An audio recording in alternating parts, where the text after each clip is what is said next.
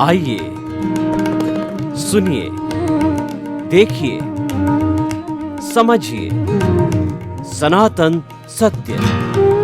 जैसी दृष्टि वैसी सृष्टि, दृष्टि विज्ञान। कुदरत, कुदरती रचना एवं कुदरत के कानून से शाश्वत सुख की प्राप्ति। जोधपुर के परम पूज्य महात्मा उपासक प्रोफेसर डॉक्टर सोहन राज तातेड़ के निर्देशन में सनातन सत्य। जैसी दृष्टि वैसी सृष्टि, दृष्टि विज्ञान।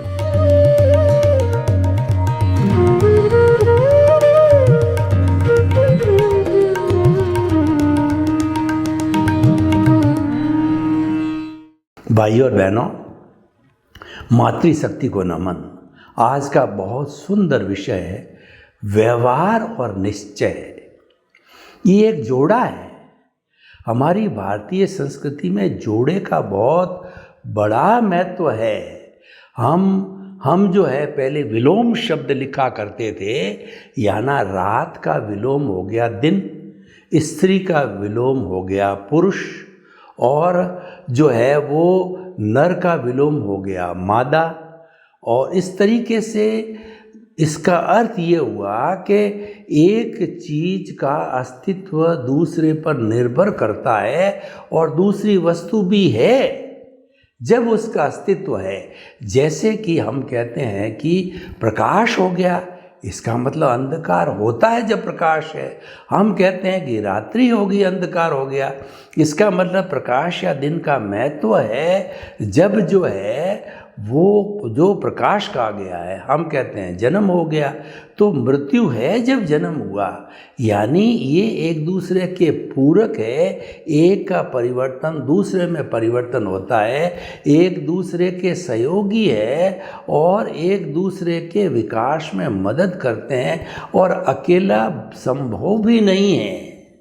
अब देखिए कि अकेली जो वस्तु है, हम आपको जो है मोक्ष की और संसार की बात करें तो मोक्ष के अंदर तो केवल अनंत ज्ञान, अनंत दर्शन, अनंत शक्ति और अनंत सुख का धाम आत्मा अरूपी अवस्था में विराजमान है। तो जब उसके शरीर ही नहीं है तो वो क्या डेवलपमेंट करेगा, किससे बात करेगा, क्या क्रिया करेगा, कोई संभव नहीं है। वह तो एक प्रतीक रूप में हो गया। तो इसीलिए दोनों चीज़ों का अपना अपना महत्व है, और दोनों मिलकर के ही पक्ष पूरा होता है। अगर पक्ष है, मान लो गवर्नमेंट के अंदर जो वर्किंग गवर्नमेंट है, प्रतिपक्ष न हो तो वह तानाशाह बन जाएगी। इसीलिए प्रतिपक्ष का होना बहुत ज़रूरी है। ये भी क्या 52% या 45 जो है और 55% के हिसाब से होना चाहिए। यानी प्रतिपक्ष भी सशक्त होना चाहिए, ताकि कि वो उनकी जो है कान खिंचाई कर सके, अंगुली निर्देश कर सके और उनके गलत स्थान पर जोर डाल सके कि उनकी ताकत के कारण जो है वो गलती करे ही नहीं। और जब प्रतिपक्ष 10% पे आ जाता है तो तानाशाह बन जाते हैं, क्योंकि हर गलत सही जो है वो बात को वो एग्री करा करके, और जो है वो जो अपना वोट या अपना कानून बना देते हैं। यानी कि किसी व्यक्ति की पावर बढ़ जाती है तो वो तानाशाह हो जाता है। तो हमें व्यवहार पक्ष और निश्चय पक्ष पर आज बात करनी है। तो व्यवहार पक्ष क्या है? व्यवहार पक्ष ये है कि मन वचन काया से हम जन्म से मृत्यु के बीच में जो कोई भी प्रवृत्ति करते हैं वो सारा व्यवहार पक्ष है। व्यवहार पक्ष में सबसे पहले मन वचन काया स्वयं जो है शरीर हो गया, और इससे जुड़े हुए मन बुद्धि चित्त अहंकार है, हमारे विचार है, और हमारी कर्मेंद्रियाँ जो है वो हाथ है, पाँव है, वो इत्यादि है। ये तो व्यक्तिगत स्तर पे हो गया। और व्यवहार जगत में थोड़ा और आगे बढ़े तो हमारा परिवार आता है, माँ है, बाप है, बच्चे हैं, और दूसरा क्या है कि साथ में रहने वाले भाई है, बहन है, और कई परिवारों के समूह को समाज कहा जाता है।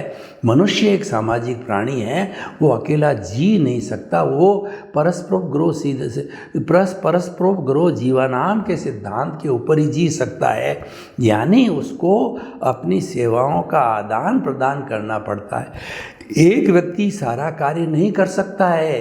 क्या अकेला व्यक्ति फूड ग्रेन्स भी उगा दे, सब्जी भी उगा देवे, और जो है वो कपड़े की दुकान भी लगा देवे, इलेक्ट्रिक की भी दुकान? संभव नहीं है। एक व्यक्ति तो एक ही काम कर सकता है। पुराने ज़माने में हमारे बार्टर सिस्टम हुआ करता था। जब विज्ञान ने इतनी तरक्की नहीं की थी तो वस्तुओं का आदान प्रदान होता था। उस वक्त मुद्रा नहीं थी। उस वक्त में क्या होता था कि अनाज वाला अनाज दे के कपड़ा खरीदता था, कपड़े वाला जो है वो कपड़ा दे कर के सब्जियां खरीदता था, और जो सब्जियों वाला है वो दवाई वाले को दे करके दवाई खरीदता था, क्योंकि सब चीज़ सबके उपयोग में आती थी, क्योंकि ये तो बेसिक चीज़ें हैं जो काम आने वाली है। लेकिन धीरे धीरे मुद्रा बनी तो मुद्रा के हिसाब से विनिमय होने लग गया। तो हम ये कहना चाहते हैं ये सारा व्यवहार का जगत है, और व्यवहार का जगत है गिव एंड टेक के फॉर्मूले पर चलता है। व्यवहार का जगत है शांतिपूर्ण सहअस्तित्व के सिद्धांत पर चलता है। व्यवहार जगत है वो पर्सनल सामंजस्य से चलता है। व्यवहार जगत है वो सम्मान देने और लेने पर चलता है, गिव एंड टेक पर चलता है। ये सारा व्यवहार जगत है। अब देखिए व्यवहार जगत क्या है? व्यवहार जगत तो हमारा बिंब का प्रतिबिंब है। हमने पूर्व जन्म के अंदर, मान लीजिए इस जन्म में मैं सोहन राज हूँ और पूर्व जन्म के अंदर मोहन राज था, तो मोहन राज ने जो जो भाव डाले, जो जो चिंतन किया उस जन्म के अंदर, और वह चिंतन करके जैसे जैसे भाव डाला, एक भाव को हम एक कॉज कहते हैं, और कई कॉजेज जब इकट्ठे हो जाते हैं तो बंच ऑफ द कॉजेज कहलाता है, जिसको हम कॉजल बॉडी कहते हैं। वो जब इकट्ठी होती है, और ये हमारी जो आत्मा है उसके साथ जो अज्ञान जुड़ा हुआ है वो जन्म जन्मांतर से हमको भटकाता है। और वो अज्ञान कुछ नहीं, 8 तरह के कर्म है, उसमें से एक आयुष्य कर्म है। जब किसी भी शरीर का आयुष्य पूरा हो जाता है तो वह शरीर आत्मा छोड़ करके दूसरे शरीर के अंदर चली जाती, यानी मोहन राज मर करके सोहन राज बन गया। और मोहन राज ने जो जो भाव डाले थे वो भाव कर्म इस जन्म में द्रव्य कर्म, ज्ञानावणीय, दर्शनावणीय, वेदनीय, मोहनीय, आयुष्य, नाम, गोत्र, अंतराय, इस रूप के अंदर घाती अघाती कर्मों में मैं जीवन भर उसका भुगतान करता रहूँगा। वो मेरा हिसाब चलता रहेगा और एज इट इज चलेगा। जो मन वचन काय की बैटरियाँ मैं चार्ज करके आया हूँ, या जैसी फिल्म बना के आया हूँ, या जैसी स्क्रिप्ट लेकर के आया हूँ, उसी के अनुरूप चलता। एक अतिरिक्त भी सांस लेने की मेरी क्या, किसी भी प्राणी की जो है वो अतिरिक्त सांस लेने की स्वतंत्रता नहीं है। वो क्योंकि वो मात्र भुगतान है और वो कोई पुरुषार्थ नहीं है। अगर हम पुरुषार्थ मान भी लें, क्योंकि पुरुषार्थ जो है वो पे लोग एग्री नहीं होंगे। अगर हम कहें, लोग तो प्रश्न करेंगे कि बिना पुरुषार्थ जीवन में कुछ होता नहीं। हम भी मानते हैं कि पुरुषार्थ के बिना नहीं होता, लेकिन हमारे कहने का अर्थ होता है रियल पुरुषार्थ है, उस पर हम ज़्यादा जोर देते हैं, क्योंकि हमारा लक्ष्य है वो शाश्वत सुख की नींव लगानी है। और शाश्वत सुख की नींव जो है वो रिलेटिव पुरुषार्थ से नहीं लगती है, वो रियल पुरुषार्थ से लगती है। और उसमें करना कुछ नहीं, हम मान के चलते हैं कि जो भी हमारा व्यवहार जगत है और उसको हम परिवर्तित नहीं कर सकते, यानी मन वचन काया तथा उससे जुड़ी हुई हर अवस्था मात्र कुदरती रचना है। आप उसको परिवर्तन नहीं कर सकते, क्योंकि उसका क्रिएटर, ऑपरेटर, डिस्ट्रॉयर, संचालक है कुदरत है। और कुदरती जो है संजोग जुटाती है। द्रव्य, क्षेत्र, काल, भाव के सिद्धांत के आधार पर काल जो है, काल, स्वभाव, कर्म, पुरुषार्थ के आधार पर जो है वो सारे संजोग जुटाती है। और हमारा जो भी भुगतान होता है, प्रारब्ध उदय होता है, उसके अनुरूप ही हम भुगतान करके और जो है हम उस अकाउंट को क्लियर करते हैं। तो अब देखिए, ये सारा व्यवहार जगत की हमने बात की। आप मानो या ना मानो, अगर पिछले जन्म में इंजीनियर बनाने के भाव डाल के आओ तो इस जन्म में आप इंजीनियर ही बनोगे, डॉक्टर नहीं बन सकते हो, चाहे आप कोशिश करके देख लो। और इसका परिणाम जो हम आपको बताना चाहते हैं कि देखिए, माता पिता अपने बच्चे को जो है मान लीजिए कि डॉक्टर बनाना चाहते हैं, लेकिन डॉक्टरी में उस बच्चे का मन ही नहीं लगता। उसको जो है वह चीरा फाड़ा करने के अंदर उसको डर लगता है, भय लगता है। बायोलॉजी में उसका कोई इंटरेस्ट ही नहीं है। तो वह तो जब कोई चीज़ का किसी में इंटरेस्ट नहीं होता है तो व्यक्ति इग्नोर करता है उस चीज़ के अंदर। या तो क्या है कि वो वहाँ से चला जाएगा, या जो है उसके अंदर उसका मन नहीं लगेगा, या सो जाएगा।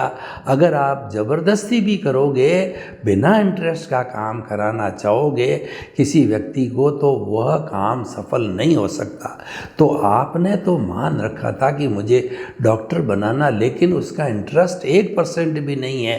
लेकिन इंजीनियर बनने में वह आप भले ही थोपते रहो, लेकिन फिर भी वो अपने मन से इंजीनियरिंग की पढ़ाई करके इंजीनियर बन जाएगा, सक्सेसफुल इंजीनियर बन जाएगा। मैं आपको बताना चाहता हूँ कि आप तो उसको डॉक्टर बनाना चाह रहे, तो इंजीनियर कैसे बना? क्योंकि उसके, अगर हम ये बात करें अपनी भाषा में, उसके डॉक्टर की रेखा ही नहीं है, तो वो डॉक्टर कैसे बनेगा? किसी के सन्यास की रेखा है, उसका जो है उदय और प्रारब्ध सन्यास का, साधु बनने का है। आप लाख कोशिश कर लो तो उसके लिए तो कोई लड़की बनी नहीं है। इस जन्म में उसकी पत्नी बनने के लिए वो लड़की जो है वो पैदा ही नहीं की है विधाता ने। तो फिर वो कहाँ से बनेगा? कितना ही कोशिश करो, और कोशिश करते भी हैं। जो बेचारे वैरागी होते हैं उनको कितनी कितनी यातना देते हैं घर वाले, मोह के वशीभूत होकर के, क्योंकि उनका स्वार्थ होता है कि ये बड़ा होकर के कमाएगा, शादी करेगा, हमारी सेवा करेगा, एक ही बच्चा है। लेकिन उसका जो है वो उदय और प्रारब्ध है, वो तो सन्यासी का। ऐसे सैकड़ों सैकड़ों उदाहरण हैं। आप देखिए कि आपकी पत्नी के साथ में अच्छे रिलेशन है, आप पत्नी पर गुस्सा नहीं करना चाह रहे हो, लेकिन आपका 10 बजे का टाइम हो गया और आप हमेशा खाना खा के जाते हो, 9:30 पौने 10 खाना खा लेते हो, और उस दिन 10 बज गए, खाना आपकी टेबल पर नहीं रखा, तो आपकी पत्नी से तू मैं हो गई। आप करना नहीं चाहते हो, कभी की नहीं, लेकिन हो गई, क्योंकि उस दिन ये होनी थी, आपकी स्क्रिप्ट में लिखी हुई है। कुछ ऐसे कारण बन गए पत्नी के कि वो टाइम से नहीं उठ पाई, या कोई बीच में काम आ गया, वो समय पे खाना बना के सर्व नहीं कर सकी, तो ये तो होना था।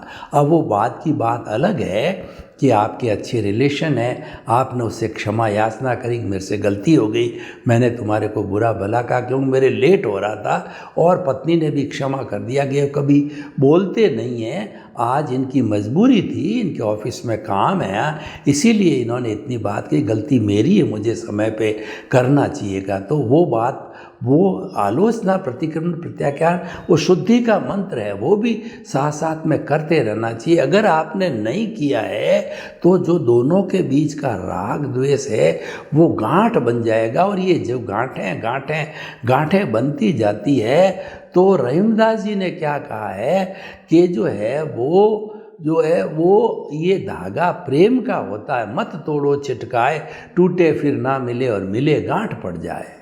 रहीमन धागा प्रेम का, और मत तोड़ो छिटकाए, टूटे फिर ना मिले और मिले गांठ पड़ जाए। इसीलिए गांठें मत पड़ना, ये गांठें शल्य है, ये गांठें जो है राग द्वेष है, और यही हमको संसार में भ्रमण कराती है। गांठ पड़ी और उसको तुरंत सुलझा करके उस गांठ को खोल दो, यानी आपसे गलती हुई क्षमा याचना आमने सामने जाकर, क्योंकि उस जन्म की तो हमको याद ही है, पिछले जन्मों की हमको याद न हो, उस जन्म की तो याद है। उतना उतना तो जो है आपका शुद्धिकरण कर दो। क्योंकि ये जो गांठें हैं यही घुमाती, यही राग द्वेष है, यही कषाय है और यही अज्ञानता है, इसको हमें मिटाना है। तो इसीलिए हम ये सारा हमारा व्यवहार पक्ष है जो हम करते हैं, चाहे हम जो है परिवार के साथ करें या हमारे वर्किंग प्लेस में करें या जिसका जो फील्ड हो उसके अंदर करें, ये सारा व्यवहार पक्ष है। अब क्या है कि मैं दूसरे पक्ष की ओर आता हूँ, वो निश्चय पक्ष है। निश्चय पक्ष से भीतर में रहता है, व्यवहार पक्ष दिखाई देता है क्योंकि हम घर में रहते हैं, जीते हैं, ये बाह्य पक्ष दिखाई देता। निश्चय पक्ष भीतर है और भीतर दिखाई नहीं देता है, क्योंकि भीतर में जाके गोते लगाने पड़ते हैं, भीतर में मेडिटेशन करना पड़ता है और हमारे अस्तित्व की जानकारी करनी पड़ती है। तो जो लोग भीतर जाने का लक्ष्य बनाते हैं या उनके मन में उत्कंठा होती है कि ये बार बार जन्म लेकर के इतना दुख पाना, जैसे भगवान बुद्ध के हुई, भगवान राम के हुई, भगवान कृष्ण के हुई और भगवान महावीर के हुई, जितने जितने महापुरुष है जो कि तर गए, मोक्ष चले गए या उन्होंने अच्छे धार्मिक कार्य किए, तो उनका एक लक्ष्य होता है, उनकी उत्कंठा होती है। स्वामी विवेकानंद, दयानंद सरस्वती, राजा राम मोहन राय, कबीर जी, रसकान जी और तुलसीदास जी, वाल्मीकि जी, इन सब के कुछ ध्येय थे। तो ऐसा ध्येय वाला व्यक्ति जो है निश्चय पक्ष में जाता है। तो निश्चय पक्ष भी उतना ही इम्पोर्टेंट है जितना व्यवहार पक्ष है। निश्चय भीतर रहता है, भीतर के अलग नियम है, व्यवहार के अलग नियम है। व्यवहार पक्ष स्थूल होता है, भीतर का सूक्ष्म होता है। सूक्ष्म है वो स्थूल को गाइड करता है और उसको विस्तार देता है, भीतर से बाहर आता है, बाहर से भी भीतर जाता है, लेकिन मूल जो क्रिएशन होता है वो भीतर से होता है। तो इसीलिए, और क्योंकि भाव भी भीतर में रहते हैं, हमारे जो विचार बनते हैं वो भावों से बनते हैं। ऐसे कहा जाता है कि जैसे भाव वैसे विचार, जैसे विचार वैसा आचार, जैसा आचार वैसा व्यवहार, जैसा व्यवहार वैसी उसकी पहचान होती है। तो इसीलिए क्या है कि मूल हमारे भाव है। भाव निश्चय जगत का जो है वो फैक्टर है, घटक है। इसलिए हमें भाव जो है वो जो है वो शिव गंगा की तरह वो शिव जी की चोटी में रहती है, यानी उद्गम स्थल है। गंगा का उद्गम स्थल है, शिव जी की चोटी है, जिसको कि जो भगवान राम के पूर्व भगीरथ जी थे, उन्होंने तपस्या करके जो भगवान शिव को कहा कि दुनिया में पाप बहुत बढ़ रहा है, आपकी जटा खोल करके और गंगा को बहाइए हरिद्वार से, पूरे हिंदुस्तान का भ्रमण करके पापियों का पाप धोते धोते समुद्र में विलीन हो जावे। तो उनके बहुत बड़ी कठोर तपस्या से प्रभावित होकर शिव जी ने जो है वो शिव गंगा बहाई, जो आज हमारी गंगा नदी है, गंगा माँ है, पवित्र है, पापियों का पाप धोती है।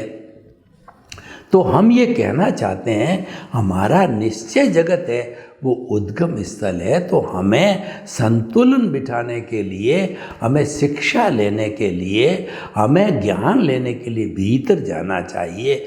और भीतर है प्रभु का साम्राज्य, निश्चय का साम्राज्य है।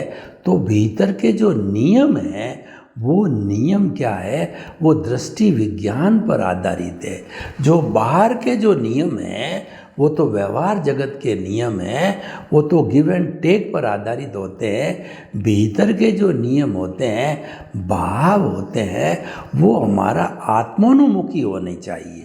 यानी हमें भीतर अगर हम जाना चाहते हैं, गोते लगाना चाहते हैं, तो हमें दो प्रश्न भीतर में खड़े करने चाहिए कि मैं कौन हूँ और इस सृष्टि का संचालक कौन है, जब ये दो प्रश्न करते हो तो आपको पूरा भीतर का ज्ञान, समाधान आपके भीतर विराजमान शुद्ध आत्मा भगवान आपको दे देता है। अगर आपकी उसमें उत्कंठा हो, श्रद्धा हो, जानने की तीव्र इच्छा हो, तो आपको भीतर से संदेश मिलता है कि मन वचन का ऐसे मुक्त, ऐसे तुम शुद्ध आत्मा हो।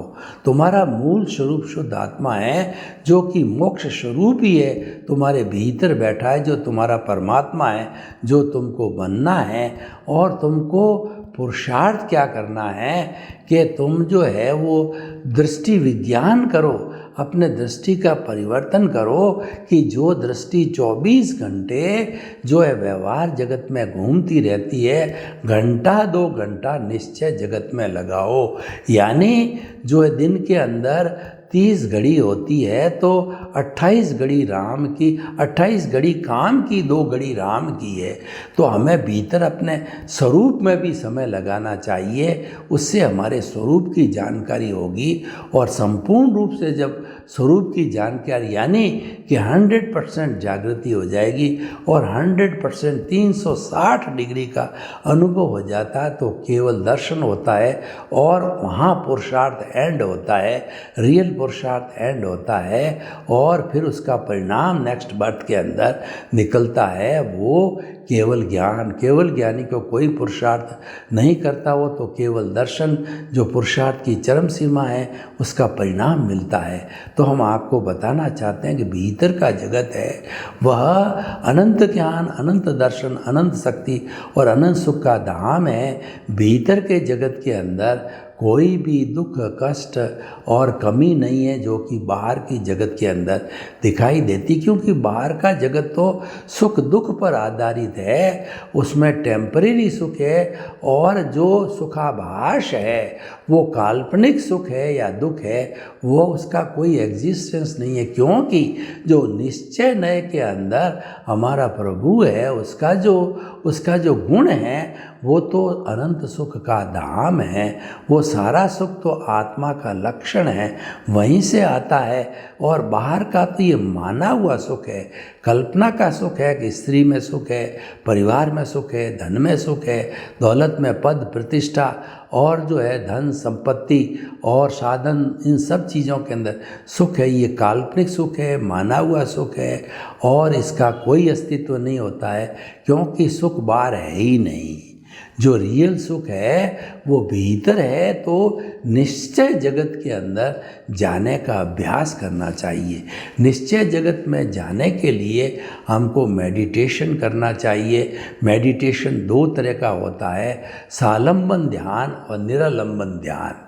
यानी सालंबन ध्यान के अंदर हम हमारे गुरु का, ज्ञानी पुरुष का, भगवान का चित्र बना के उसके ऊपर सारे चित्त को एकाग्र करते हैं। और निरालंबन ध्यान में निर्विचारता की अवस्था आती है। हम जो विचारों को पकड़ते नहीं हैं, धीरे धीरे वो विचार विलीन हो जाते हैं। ये निर्विचारता की अवस्था है, ये समाधि की अवस्था है। और धीरे धीरे ये चरम सीमा पर यानी 360 डिग्री के ऊपर जाती है। ये रियल पुरुषार्थ की चरम सीमा होती है। तो उस कंडीशन के अंदर हमारा मन है वो अमन हो जाता है, क्योंकि मन है वो नौकर है, वो पादगलिक है, वो टेम्परेरी है।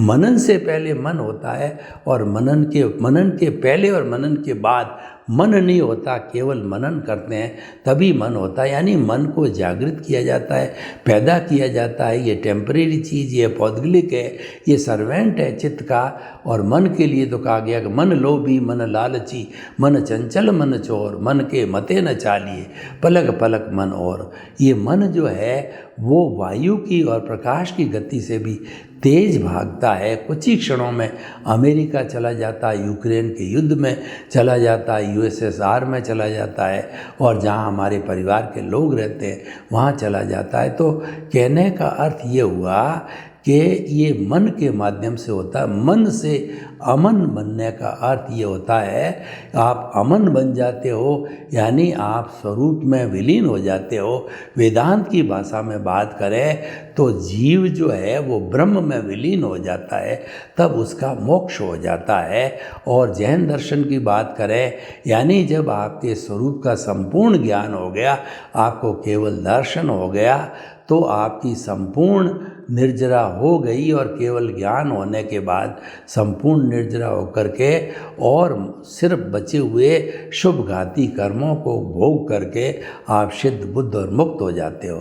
तो भाई और बहनों, हमें सामंजस्य करना है, व्यवहार जगत का और निश्चय जगत का सामंजस्य करना है। गलती हमारे से क्या होती है कि जो बहिर आत्मा होता है वो 100% व्यवहार जगत में ही रहता है। Eat drink and B Mary, खाओ पियो मौज करो ऐश करो, मैं और मेरा घर, मेरा परिवार, मेरा धन, मेरी दौलत, मेरे बाल, मेरे बच्चे, मेरा पद, मेरी प्रतिष्ठा, और ये घर मैंने बनाया और जो मैं इस घर का मालिक हूँ, मैं किसी का पति हूँ, किसी की पत्नी हूँ, किसी का दादा हूँ, किसी का पोता हूँ, वो मैं मेरा बहिर आता हूँ। स्वार्थ की चेतना के अंदर पूरा जीवन जो है वो घुमा देते हैं और हमारी मानसिकता हो जाती है कि मैंने पिया, मेरे बैल ने पिया, कुआं ढहे तो ढहे। पुराने ज़माने के अंदर बैलों को कुएं से पानी पिलाया जाता है, तो उन्होंने उसके जो है सारे जो है एवड़ ने पानी पी दिया पशुओं ने, तो अब वो कहता है रवाना हो गया, अब भले कुआं ढहे तो ढहे। ऐसी भावना नहीं रखनी, क्योंकि पीछे भी बहुत से लोगों को पानी पीना है, वो स्वार्थ की चेतना होती है।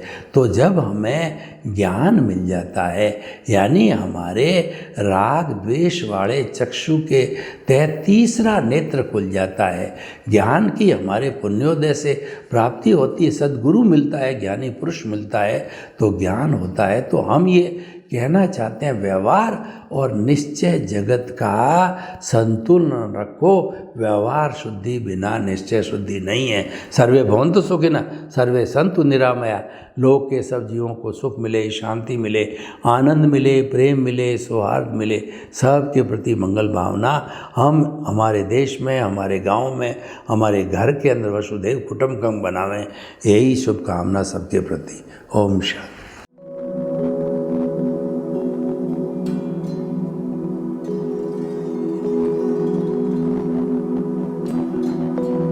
एक ऐसा अंतर्राष्ट्रीय ख्याति प्राप्त मानव जो गुरु प्रेरणा से पिछले 20 वर्षों से वानप्रस्थ जीवन जीते हुए 24 घंटे मानवता की सेवा में संलग्न है। एक ऐसा मानव जो अभी राष्ट्रीय, अंतर्राष्ट्रीय टीवी चैनलों पर 7,500 एपिसोड के माध्यम से सनातन सत्य, आत्मविज्ञान एवं पुनरुत्थान, व्यवहार एवं निश्चय जगत के जीवनोपयोगी विषयों पर हृदय स्पर्शी प्रवचन कर चुका है। उस मानव का नाम है महात्मा उपासक प्रोफेसर डॉक्टर सोहन राज तातेड़। प्रोफेसर तातेड़ द्वारा योग, दर्शन, शिक्षा विषयों पर रचित पीएचडी स्तर के 250 शोध ग्रंथ भारत के 100 प्रतिष्ठित विश्वविद्यालयों में शोधार्थी पढ़ रहे हैं तथा वे सभी शोध ग्रंथ वहां की सेंट्रल लाइब्रेरियों में उपलब्ध हैं। महात्मा सोहन राज ने अभी तक हजारों स्कूलों, कॉलेजों, विश्वविद्यालयों एवं संस्थाओं में सेमिनार, वर्कशॉप, कैंप लगाकर लाखों विद्यार्थियों को योग, दर्शन, शिक्षा का प्रशिक्षण देकर उन्हें सुसंस्कारित किया। डॉक्टर तातेड़ ने भारतीय संस्कृति उत्थान के 4000 से अधिक समसामयिक विषयों पर आर्टिकल लिखकर ऑनलाइन जर्नल, पत्रिकाओं, वेबसाइट्स पर प्रकाशित किया, जिसका उपयोग लाखों पाठक कर रहे हैं। उपासक तातेड़ के 5000 से अधिक आज का सुविचार, आज का शुभ संदेश, आज का मंगल भावना योग आदि चिंतन websites, Twitter, blogger, Facebook, YouTube माध्यमों से लाखों लोग अपना जीवन निर्माण कर रहे हैं। मानवता के मसीहा ऐसे महामानव महात्मा सोहन राज तातेड़ के प्रोफाइल को अभी तक विश्व के 20 लाख दर्शक यूट्यूब पर 12 लाख गूगल पर एवं लाखों दर्शक फेसबुक, ब्लॉगर, ट्विटर और इंस्टाग्राम पर देख चुके हैं।